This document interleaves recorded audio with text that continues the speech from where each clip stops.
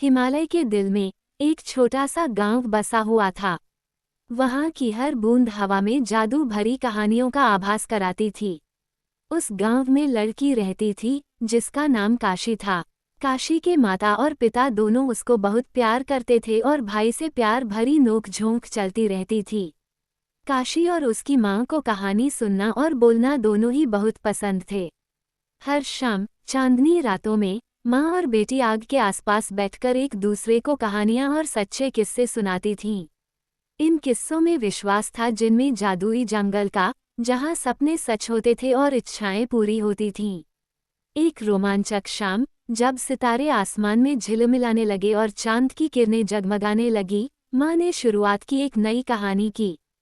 वह कहानी थी जादुई जंगल और एक जादुई पेड़ की, जहाँ इच्छाओं की दुकान थी।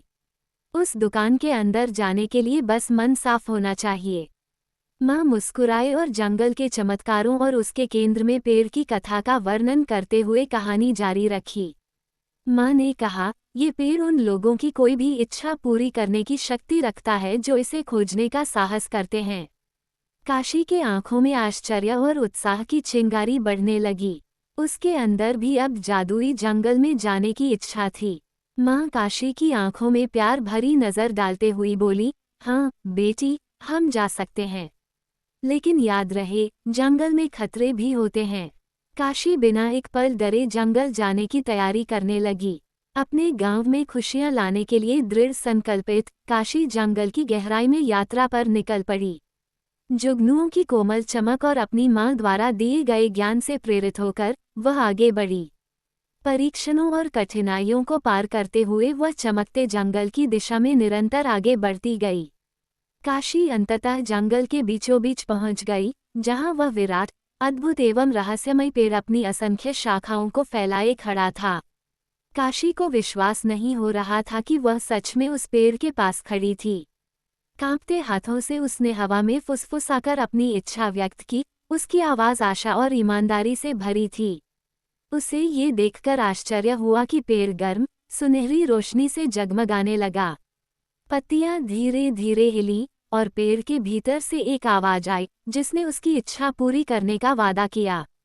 दिन सप्ताहों में और सप्ताह महीनों में बदल गए।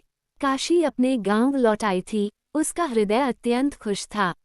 उसे जादुई पेड़ पर पूरा विश्वास था, जो पूरा हुआ। और जब फसल का मौसम आया तो गांव में प्रचुर मात्रा में फसल हुई, जो गांव के इतिहास में पहले कभी नहीं देखी गई थी। गांव के लोग समझ चुके थे कि उनकी काशी बिटिया ने पेड़ से क्या मांगा था। अपने गांव की हमेशा के लिए खुशी और समृद्धि मांग ली थी उस छोटी सी गुड़िया ने। काशी की निस्वार्थ इच्छा के कारण साल दर साल गांव फलता फूलता रहा। खेत हमेशा हरे भरे रहते थे, नदियां बिल्कुल साफ पानी से बहती थीं और लोग प्रकृति के साथ सद्भाव में रहते थे। काशी की दयालुता और अपने गांव की खुशी की कामना एक किंवदंती बन गई, जो पीढ़ियों से चली आ रही है।